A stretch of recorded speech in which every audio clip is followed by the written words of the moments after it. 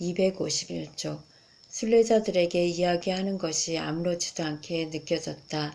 그럼에도 불구하고 나에 대해 전혀 알지도 못하는 사람들이 읽게 될 소책자 머리글에 성모께서 들려주신 나의 사명 운운한다는 것도 썩 마음 내키는 일은 아니었다.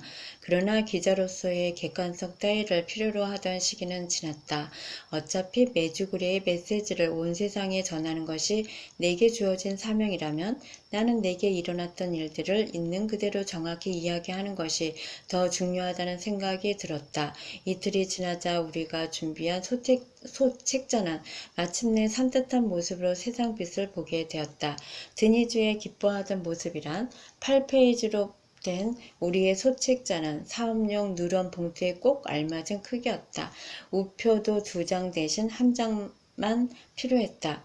마가렛 수녀가 이미 나의 칼럼을 부탁했고 보스턴에 가면 아마도 나의 소책자를 필요로 하는 사람이 있을 것 같았다. 나는 소책자 500부를 나의 짐 속에 챙겨 넣었다. 우리는 퍼번 신부가 도착하는 시간에 맞춰 케네디 공항에서 모두들 만나기로 되어 있었다. 그리고는 보스턴으로 30분 거리쯤 되는 곳에 있는 에프라타 피정집으로 함께 차를 몰고 가기로 되어 있었다.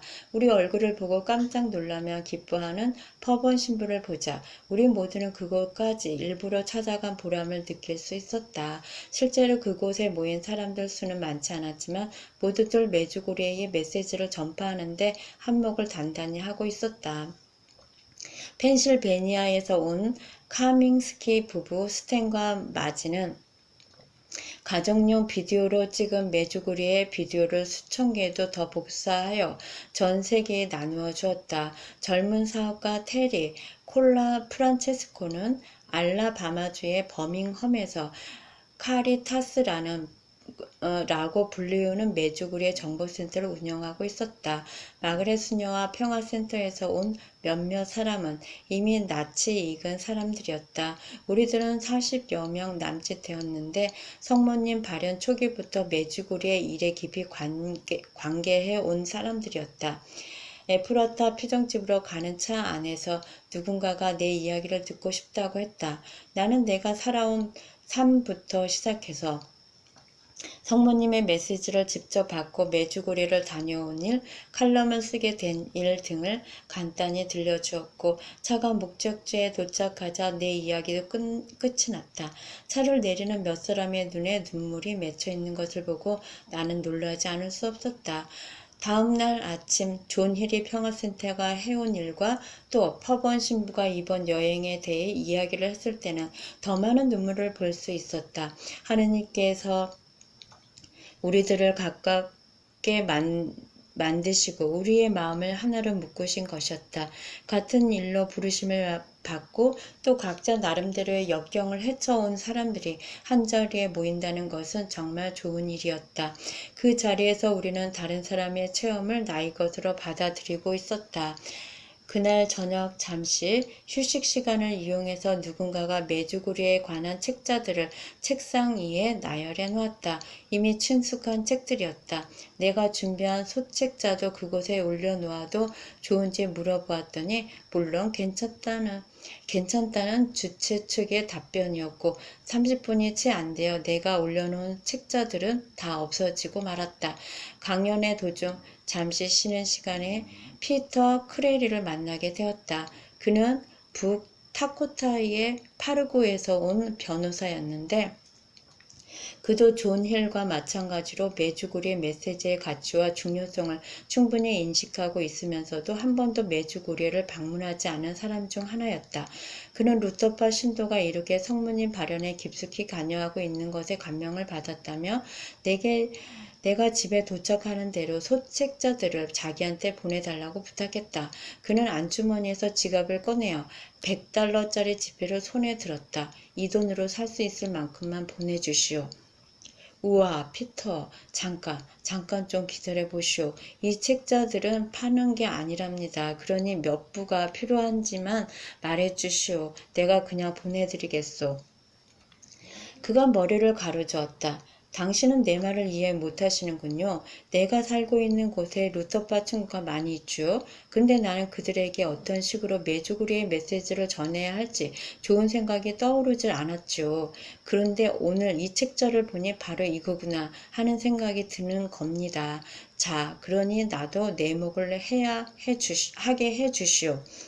나는 그가 고집스레 양보를 하지 않는 바람에 간단한 계산을 해보았다. 운송비까지 포함해서 25달러면은 1000불 정도 보낼 수 있을 것 같았다.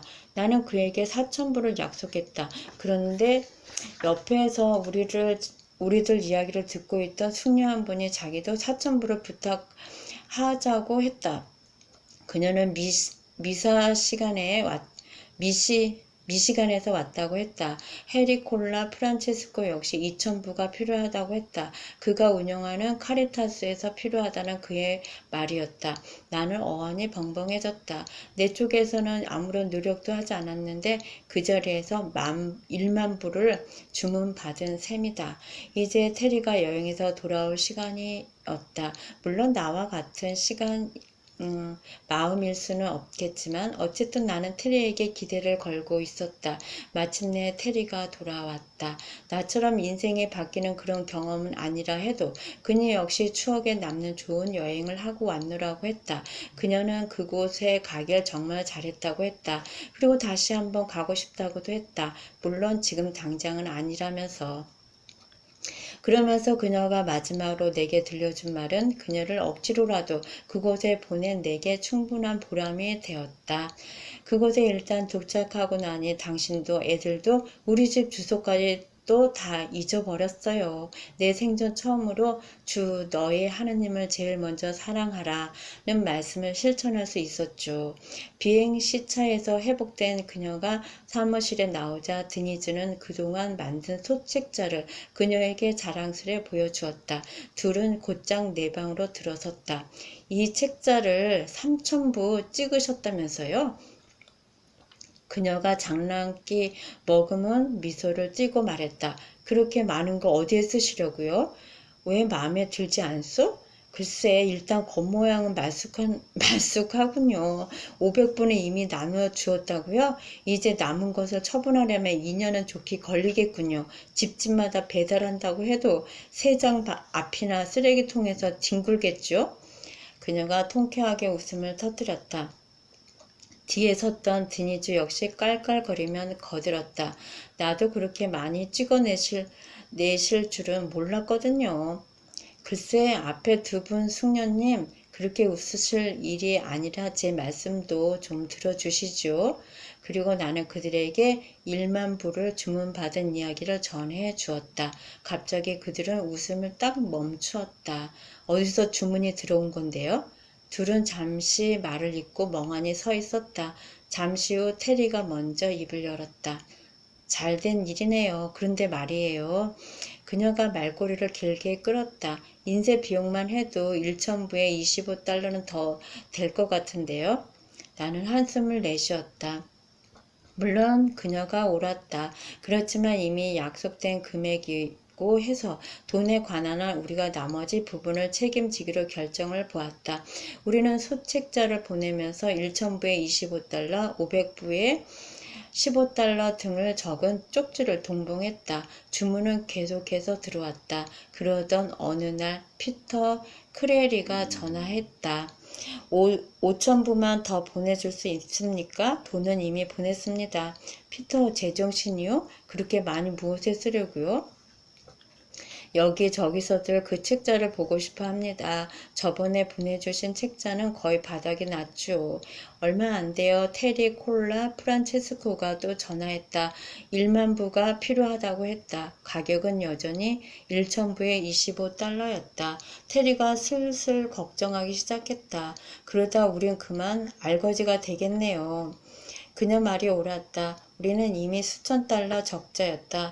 그렇지만 나는 상관하지 않았고 테리도 말로만 걱정했지 속으로는 그 일에 보람을 느끼고 있었다. 그녀의 말을 빌리자면 지금 하고 있는 일이나 그에 따른 적자는 지난 11개월간에 생긴 좋은 일들에 감사해서 그 빚을 조금 갚아가는 것에 불과하다고 했다.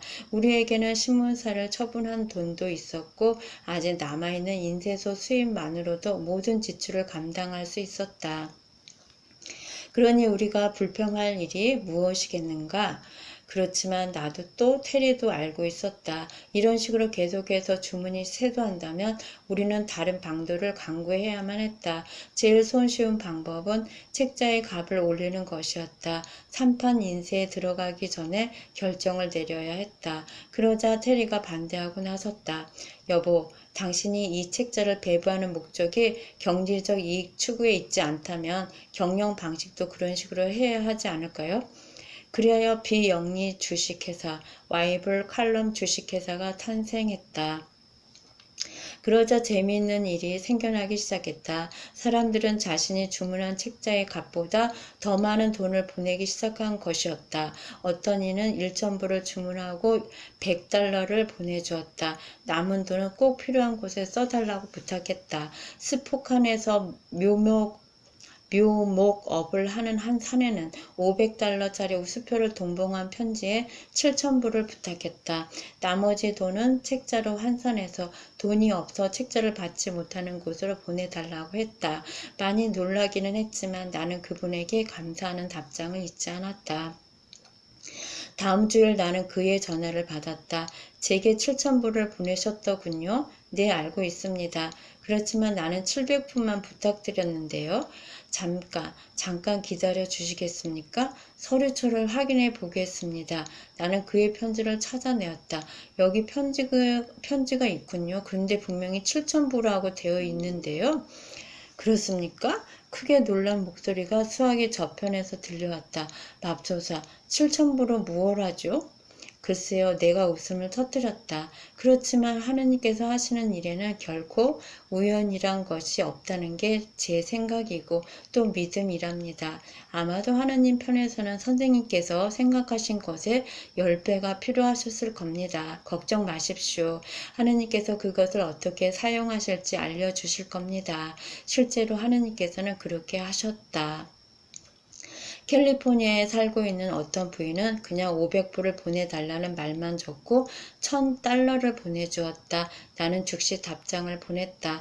500불은 $15입니다. 만일 거스름돈이 선물이라면 부인께 감사한 마음을 전하고 싶어서 이렇게 펜을 들었습니다. 그렇지만 부인의 뜻을 분명하게 확인하고 싶습니다. 그것은 선물이었다. 사람들은 책자를 읽고 난 후에 개인적인 편지도 보내주었다. 성령께서 나의 소책자를 도구로 사용하시어 사람들의 마음을 어루만져 주시고 때로는 그들의 삶을 변화시켜 주신 것이다. 가장 기억에 남은 편지의 일부를 이곳에 소개한다. 내가 이 책자를 읽게 된 것은 당신은 내 아들입니다. 부분이 나를 잡아 끌었기 때문입니다. 그리고 나는 그 책자를 끝까지 읽어 내려갔습니다. 내가 얼마만큼 변화되었는지를 아신다면 바보같이 보일까봐 내가 받은 성모님의 메시지를 언급할까 말까 망설였던 내 자신이 부끄러웠다. 사람들은 내가 적은 칼럼 형식이 메주구리의 일들을 전하는 데에는 아주 적격이었다고 써 보내주었다. 읽기 쉽고 분량 면에서 책보다 부담이 적으면서도 내용을 파악하는 데는 아무 지장이 없다고 했다. 11월경 내가 다시 메주고리에로 떠날 무렵에는 이미 4만 불을 발송한 뒤였다. 테리는 150만 불 정도를 예상하고 있었지만 나는 속으로 감히 100만 불을 꿈꾸고 있었다. 테리는 15만 불 정도를 예상하고 있었지만 나는 속으로 100만 불을 꿈꾸고 있었다. 21장 너희들은 기도를 통해서 전쟁도 막을 수 있고 자연 법칙도 바꿀 수 있다는 것을 잊고 있다. 리타의 이야기. 에프라타 피정집에서는 멋진 일들이 많이 일어났다.